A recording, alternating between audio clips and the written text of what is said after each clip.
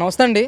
మరి ఈరోజు జగన్మోహన్ రెడ్డి గారు మాట్లాడుతూ నందిగాం సురేష్ గారు అరెస్ట్ వెనుక డైవర్షన్ పాలిటిక్స్ చేస్తున్నాడు చంద్రబాబు నాయుడు. ఏదైతే విజయవాడ వరద ప్రభావిత ప్రాంతాల్లో 60 మంది చనిపోతే దాన్ని డైవర్షన్ చేయడానికి ఈరోజు అక్రమ అరెస్టులు చేస్తూ ఉన్నాడు అని చెప్పేసి కూడా పెద్ద ఎత్తున ఆయన ఆరోపణలు చేస్తూ ఉన్నారు. ఎలా చూస్తారు అసలు నందిగాం అరెస్ట్ విషయంలో కానీ జగన్మోహన్ రెడ్డి గారి ప్రెస్ మీట్ వ్యాఖ్యలపై కానీ మీ అభిప్రాయం ఏంటి?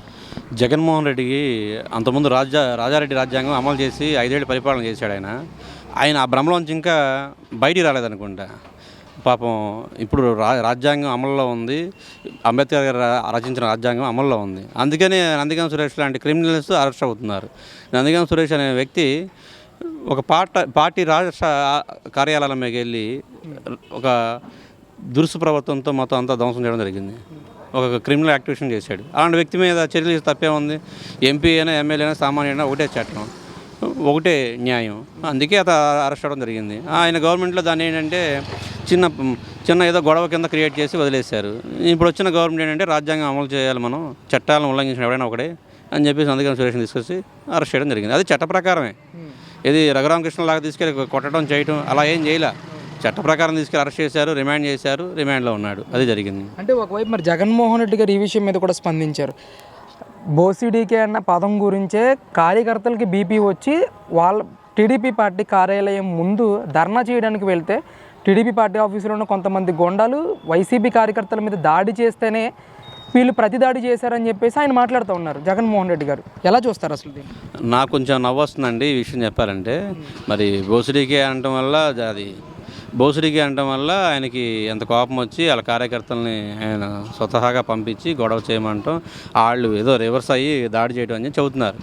మరి ఇంత గొప్పగా చెప్పిన అధికారం పోయినాక ఇంత గొప్పగా చెప్పిన జగన్మోహన్ రెడ్డి గారు ఆ రోజున ప్రెస్ మీట్ పెట్టి ఆ విషయాన్ని ఖండించి, మీరు అలాగా గొడవ పడమాకండి, మన రాజ్యాంగం అమల్లో ఉంది, మనది రాజారెడ్డి రాజ్యాంగం కాదు, అంబేద్కర్ గారి రాజ్యాంగం మంది అని చెప్పేసి ఆ రోజున ఆ కార్యకర్తలను మందరేయటం చేయలేదుగా ఒకటి. ఇంకొకటి, ఒక నిజంగా వీళ్ళు దాడి మీదకి వచ్చినప్పుడు దాడి చేశారన్నప్పుడు ఎవిడెన్స్ ఉంటుందిగా, ఖచ్చితమైన ఎవిడెన్స్ ఉంటుందిగా, ఒక వీడియో ఫుటేజ్ అనో ఇంకోటి అక్కడ లేదు.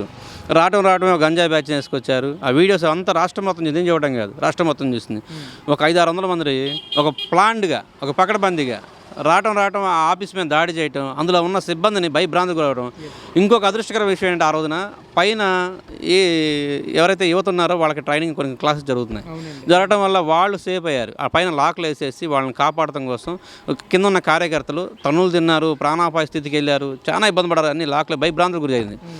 ఒక రౌడీ రాజ్యాంగం అనేది అప్పుడు అమల్లోకి వచ్చింది. ఆ రౌడీ రాజ్యాంగం తీరిలోనే బతికారు వాళ్ళు. ఆయన ఇవాళ ఈ మాట అంటూ నాకు ఆశ్చర్యం. ఎందుకంటే ఆయన ఆ రోజున ఏమీ మాట్లాడాను, మనిషి ఇవాళ మాట్లాడగలుగుతాం అర్థం కావట్లేదు. అదంతా బూటకు మాట్లాడిన ఆయన చెప్పే ప్రతిదీ అబద్ధమే. ఇప్పుడు దీని అంతటినీ సమర్థిస్తూ ఆయన చంద్రబాబు నాయుడు ఈ తప్పుడు సాంప్రదాయం మానుకోకపోతే మా కార్యకర్తల తీరు ఎలా ఉంటుందో చూస్తామని చెప్పేసి కూడా హెచ్చరించడాన్ని ఎలా చూడొచ్చుంటారు? అసలు రాష్ట్రం సుఖంగా ఉందండి, ప్రశాంతంగా ఉంది. ఈయన హెచ్చరించడం అనేది నాశనం చేద్దామని ఒక ఆలోచన. వాళ్ళ కార్యకర్తలకు కూడా ఇక్కడ ఏదో జరిగిపోతుంది, మన కార్యకర్తల మీద జరిగిపోతుంది క్రియేట్ చేయడం కోసం చేస్తున్నారండి. నిజంగా వాళ్ళు చేయాలనుకుంటే గెలిచిన 2వ రోజునే వాళ్ళ మీద అనేక సెక్షన్లతో తప్పుడు వీళ్ళు పెట్టినట్టు తప్పుడు కేసులు పెట్టట్లే. వాళ్ళు రాజ్యాంగం పరంగా చట్టపరమైన చర్యలు మాత్రమే తీసుకుంటామంటున్నారు. వాళ్ళు వేరేదే చేయట్లేదు. చేస్తే వీళ్ళు ఎవరు ఉండరు. కార్యకర్తలు ఏంటంటే వాళ్ళు అభిమానంగా ఉండరు కాబట్టి వాళ్ళ మీద రెచ్చగొడితే కొద్దిగా విధ్వంసం జరగవచ్చు. జగన్ మళ్ళీ ఆ ఫేమ్తో బయట రావచ్చు అని ఒక ఆలోచన, అంతమించి ఏం లేదు.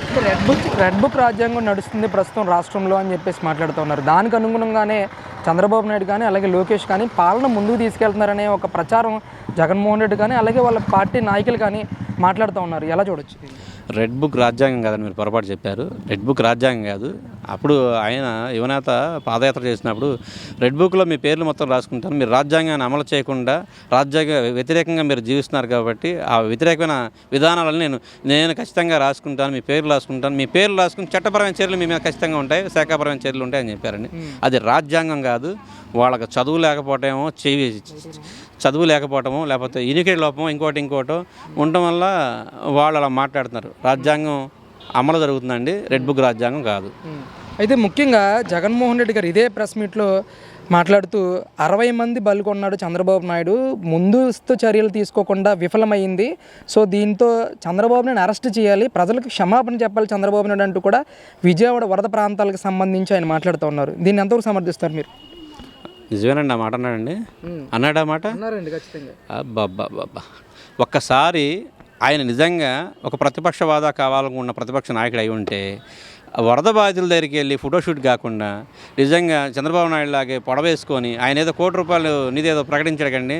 ఆయన కూడా ఈయనకలాగా బస్సు ఒకటి పెట్టుకొని జనాల కోసం అక్కడ ఆ వరద ముంపు తీరేదాకా అక్కడ కూర్చోమని చెప్పండి, వాళ్ళ కోసం ఫైట్ చేయమని చెప్పండి. ఏమీ చేయలేకపోతున్నారు. చేయలేకపోవడం వల్ల ఆయన చెబుతున్నా అంటే కొంచెం నాకు ఆస్వాదంగా ఉంది. ఎందుకంటే ఆయనకి జనాల గురించి పట్టించుకునే విధానం కాదండి. ఆయన భార్య, ఆయన నలుగురు 2 పిల్లలు అంతే. ఆయన తప్ప కార్యకర్తలు ఆయనకు అవసరం లేదు. ఆయన పార్టీ కార్యకర్తలు అవసరం లేదు. ఆయన పార్టీ ఎమ్మెల్యేలు, ఎంపీలు ఎవడు అవసరం లేదు ఆయనకి ఆయన కుటుంబం కావాలి. కుటుంబం కోసం మాట్లాడేవాడి గురించి మనం మాట్లాడుకున్నాం కూడా తప్పే. అంటే ఈ ప్రకాశం బ్యారేజ్ దగ్గరకు వచ్చిన బోట్ల విషయంపై మీరు ఏ విధంగా రియాక్ట్ అవుతారు అసలు? ఏమండి, ఒక బోటు ₹1 దాకా ఉంటుంది. 3 బోట్లు 3 కోట్లు ఉంటుంది. 3 కోట్లు ఉన్నదానికి కనీస రక్షణ చర్యలు లేకుండా ఫ్లడ్ పెరుగుతుంది. వారం నుంచి అవుతున్నారు, ఫ్లడ్ పైనుంచి వస్తూనే ఉంది. ఈ ఫ్లడ్ కాదు, అంతకుముందు కూడా 1 మంత్ నుంచి ఫ్లడ్ వస్తూనే ఉంది. ఫ్లడ్ వస్తూ ఉన్నప్పుడు దానికి సరైన రక్షణ చర్యలు ఉండవా?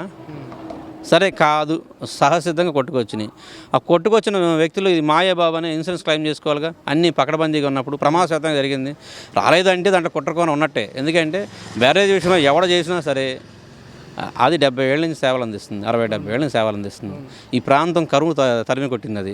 అలాంటి బ్యారేజీ మన దేశంలో గర్వంగా చెప్పుకునే పురాతనమైన బ్యారేజీలు అదో బ్యారేజీ. అలాంటి బ్యారేజీ మీద జరిగిన కుట్ర కోణాన్ని మనం తీయాలి. అది పొరపాటైనా సరే ఊరుకోకూడదు, చర్యలు తీసుకోవాల్సిందే. జగన్మోహన్ రెడ్డి గారు రంగుల గురించి మాట్లాడితే ఆయన రంగు ఎక్కడ బయటపడిద్దని భయపడుతున్నాడు, అంతమించి ఇంకోటి ఏం లేదు. అంటే వైసీపీ నాయకులందరూ కూడా దీన్ని డైవర్షన్ పాలిటిక్స్ కోసమే చంద్రబాబు నాయుడు అక్రమ కేసులు కానీ ఈ బోట్ల విషయాన్ని కానీ పైకి తీసుకొస్తూ ఉన్నాడు. ఎప్పుడైతే ఈ వరద ప్రభావిత ప్రాంతాల్లో చర్యలు తీసుకోలేకపోవడంలో విఫలమైంది ప్రభుత్వం అని చెప్పేసి కూడా ఆయన ఈ విధంగా డైవర్షన్ పాలిటిక్స్ విధంగా మాట్లాడుతూ ఉన్నారు. దీన్ని ఎంతవరకు సంబంధించి? షబాష్ జగన్మోహన్ రెడ్డి గారు, మీరంటే వృద్ధాప్యంలో ఉన్నారు కాబట్టి మీరు ఆ మాట చెప్పొచ్చు, తప్పేం లేదు. ఎందుకంటే మీరు ఒక 80 ఏళ్ళు ముసలోళ్ళు కాబట్టి, వయసు మీద పడింది కాబట్టి, మీకు అల్జీమా ఇలాంటి వివిధ రకాల జబ్బులు వచ్చినాయి కాబట్టి మీరు జనాలు రాలేక మైక్ ముందు వచ్చి అవడం జరిగింది. మీరు కొంచెం యూత్ అయితే బాగుండేది. మీరు ముసలివారు కాబట్టి మీరు వెళ్ళలేకపోతున్నారు, మేము అర్థం చేసుకోగలం. ఎందుకంటే వరద ప్రాంతాలు 10 ఉన్నాయండి. 10 ప్రాంతాలు ఎక్కడికి వెళ్ళావయ్యా అంటే నాకు అనుకూలంగా ఒక 50 మంది 100 మంది పెట్టుకొని వాళ్ళెవరో కట్టిన గోడ తీసుకెళ్ళి సగంలోంచి నువ్వు వచ్చి పూర్తిగా నేనే కట్టాను, నా వల్లే ముంపుని కాపాడానని చెప్పేసి ఒక అబద్ధ ప్రచారం చేసుకుంటానికి పనికొచ్చావు. వరద ప్రాంతాల్లో దాదాపు 5-6 లక్షల మంది జనాభా తినడానికి తిండి లేక, కట్టుకున్న బట్టలు లేక ఎంతో ఇబ్బందికర పరిస్థితుల్లో ఉంటే కనీసం నీకు మెజార్టీ ఓటింగ్ పడిన ప్రాంతాలకు కూడా నువ్వు దర్శించుకోలేని పరిస్థితి. అది నీ విశ్వరూపం. ఏంటంటే నువ్వు వెళ్ళి కనీసం అమ్మ ఇగో ఇది మన పార్టీ పరంగా మనం ఇలా చేద్దాం, నేను డ్రింకింగ్ వాటర్ తెచ్చాను, ₹1 ఫండ్ ఇచ్చాను, ఇగో ఈ ప్రాంతాన్ని అడాప్ట్ చేస్తున్నాను, మీరు భయపడమాకండి, నేను ఇక్కడే ఉంటాను, బస్సు పెట్టుకుని కూర్చుంటాను, ఇక్కడే ఉంటాను, మీరు వరదలోంచి బయటకు వచ్చేదాకా నేను ఎక్కడికి వెళ్ళనమ్మా అని చెప్పలేని పరిస్థితి. మా ఆవిడతో వెళ్ళడానికి వెళ్తాను, లేకపోతే ప్యారిస్ వెళ్తాను, ఈ బాధలు తప్ప ఇంకో బాధలు ఆయనకి లేవు. ఆయన మాటలు ఎవరు నమ్మట్లేదు. జనాలకు కూడా అర్థమైంది. ముందు జనాలు కాదు, వాళ్ళ కార్యకర్తలకు అర్థమైంది. ఎందుకంటే ఆ పరిస్థితి అర్థమవుతుంది. ఇప్పుడు జనాల కష్టాలు అన్నప్పుడు నాయకుడు అనేవాడు, నిజంగా నాయకుడు అనేవాడు, వాళ్ళ అభిమానం కలిగినవాడు జనాల్లోకి రావాలి, జనాల సమస్యల మీద పోరాడాలి. అంతేగాని నీ వ్యక్తిగత విషయాల గురించి, నీ పార్టీలో తప్పులు చేసిన వాళ్ళ గురించి, వీటి గురించి మాట్లాడుతూ ఉంటే దానంతా దౌర్భాగ్యమైన పరిస్థితి ఇంకోటేది ఉండని నేను చెబుతున్నాను.